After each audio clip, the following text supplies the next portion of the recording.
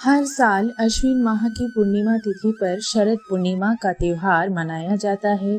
इस दिन चंद्रमा अपनी सभी 16 कलाओं से दक्ष रहता है और किरणों से अमृत वर्षा करता है। इसलिए शरद पूर्णिमा की रात लोग चांद की रोशनी खीर रखते हैं और फिर उसे अगले दिन सुबह खाते हैं।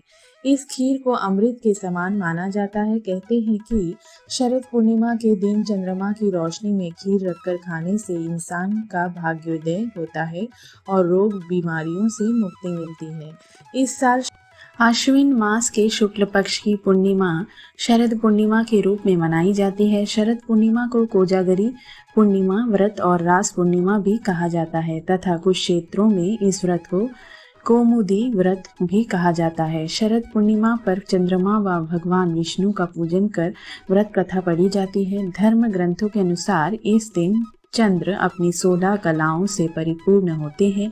इस मौके पर आइए जानते हैं पौराणिक एवं प्रचलित कथा। एक कथा के अनुसार एक साहूकार को 2 पुत्रियां थी। दोनों पुत्रियां पूर्णिमा का व्रत रखती थी, लेकिन बड़ी पुत्री पूरा व्रत करती थी और छोटी पुत्री अधूरा व्रत करती थी। इसका परिणाम यह हुआ कि छोटी पुत्री की संतान पैदा होते ही मर जाती थी।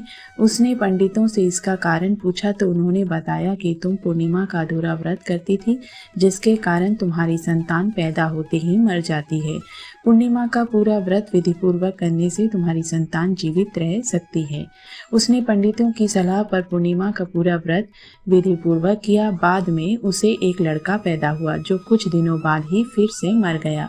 उसने लड़के को एक पाटे पर लेटाकर ऊपर से कपड़ा ढक दिया। फिर बड़ी बहन को बुलाकर लाई और बहने बैठने के लिए वहीं पाटा दे दिया। बड़ी बहन जब उस पर बैठने लगी तो उसका घाघरा बच्चे का छू गया। बच्चा घाघरा छूते ही रोने लगा। तब बड़ी बहन ने कहा कि तुम मुझे कलंक लगाना चाहती थी, मेरे बैठने से यह मर जाता। तब छोटी बहन बोली कि यह तो पहले से मरा हुआ था, तेरे ही भाग्य से यह जीवित हो गया है, तेरे पुण्य से ही यह जीवित हुआ है। उसके बाद नगर में उसने पूर्णिमा का पूरा व्रत करने का ढिंढोरा पिटवा दिया और वह हर साल इस व्रत को विधिवत तरीके से पूरा करने लगी।